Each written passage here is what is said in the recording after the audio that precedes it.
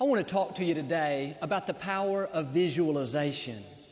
God created us as visual beings. And it's so important that we create the right images in our mind, because the way we see ourselves is what we move toward. And visualization is simply seeing yourself the way you want to be.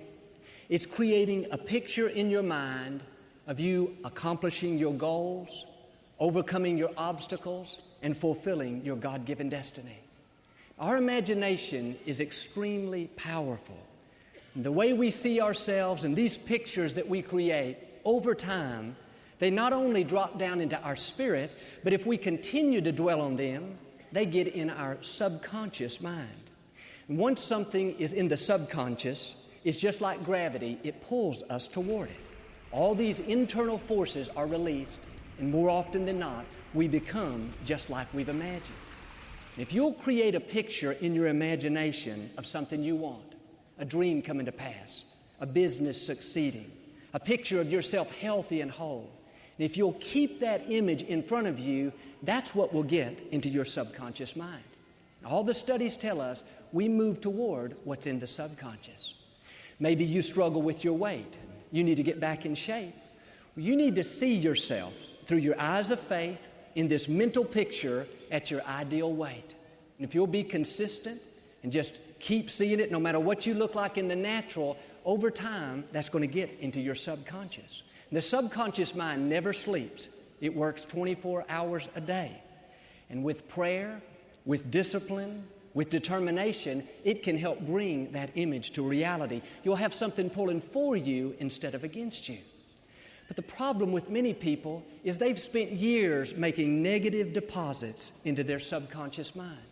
They've gone around with the wrong pictures, seeing themselves undisciplined, overweight, not being promoted, not being a good parent. Now their subconscious mind, it doesn't know any better. It doesn't think, it doesn't reason, it just performs what's been put into it, so it naturally pulls them toward the negative. That's why sometimes it feels like everything's coming against you. You can't seem to get victory over it. You need to check your pictures. What kind of images are you putting in? I've seen people with an addiction. They have victory in all these other areas, but this one thing keeps holding them back.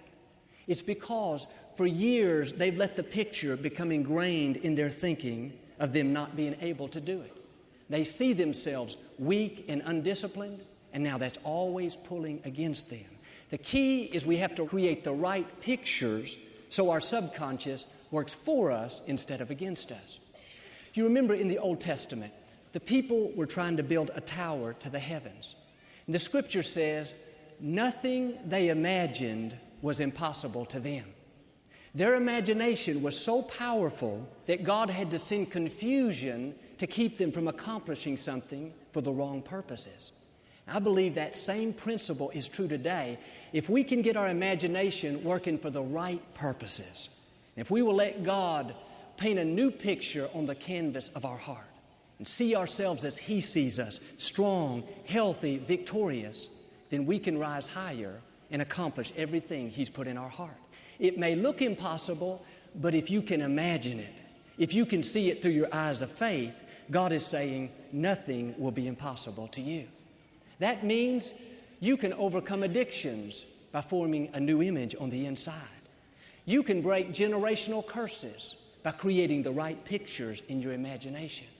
You can go further than you ever thought possible if you'll keep the right vision in front of you. Great athletes understand this principle. A professional golfer, before he makes an important putt, he visualizes the ball going in the hole. He gets a mental picture of it. It helps him to stay relaxed. A field goal kicker in football, in the middle of all the pressure, with the game on the line, he has visualized that ball 1,000 times, splitting the uprights, the game being won, the fans going wild. He's got that picture of it in his mind.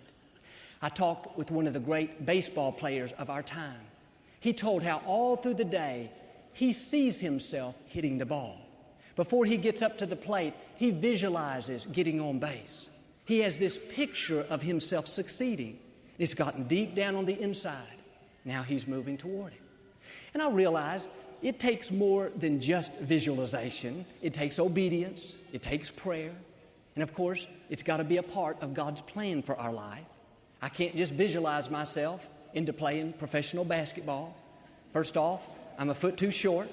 And secondly, we all know white men can't jump. But what I'm saying is the dreams God's put in your heart, the desire to be healthy, the desire to be successful, if you'll keep the right pictures in your imagination, seeing yourself rising higher, seeing yourself healthy and whole, that's going to get deep down on the inside.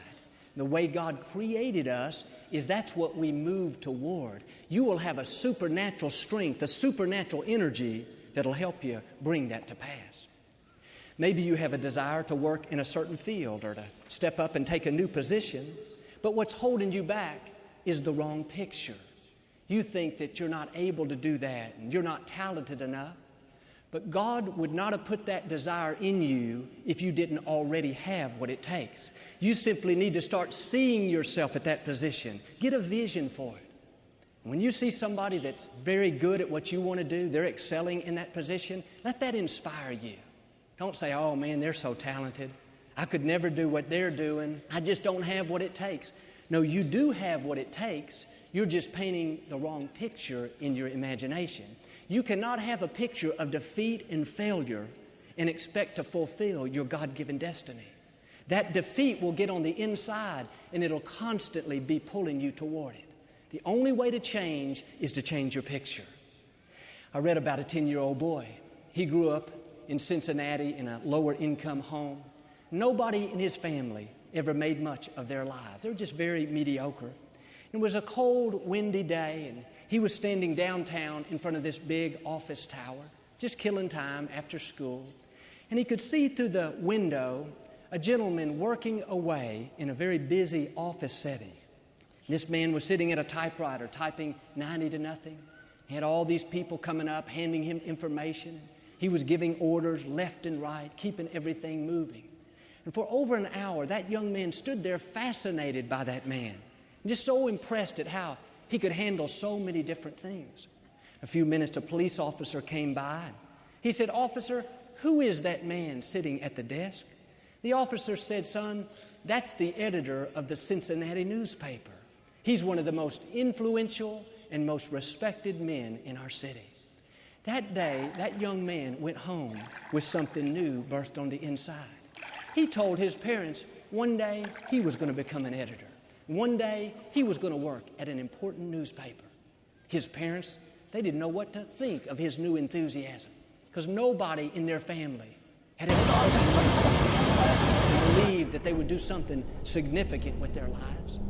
And over time, that young man told how every day, again and again, he replayed that scene in his mind. The only thing different was he didn't have the man sitting in the chair. He saw himself sitting in that chair. He was the one calling the shots. Intuitively, he believed it was going to happen. And every night, nobody told him to, but he would say, "Father, thank you that you're bringing my dreams to pass. God, thank you that I'll become everything you created me to be." Night after night, even year after year, he just kept seeing himself in that chair, seeing himself running that company. Well, 30 years later, that young man was not only the editor and the publisher, but he was now the owner of that same Cincinnati newspaper. God had done more than he could even ask or think. But I believe it all started when he let the seed take root. He didn't think, "I can't do that. I'm not talented enough. I don't come from the right family." No, he saw himself becoming everything God created him to be. Even as a 10-year-old boy, he used his imagination for the right purposes. It got down on the inside. He reinforced that image with prayer and thanksgiving. And that's a winning combination. That'll cause us to succeed every time. And the scripture says there in Mark 11, verse 24, "Whatever you ask for when you pray, believe that you have received and it will be yours." Notice, we have to believe before we receive.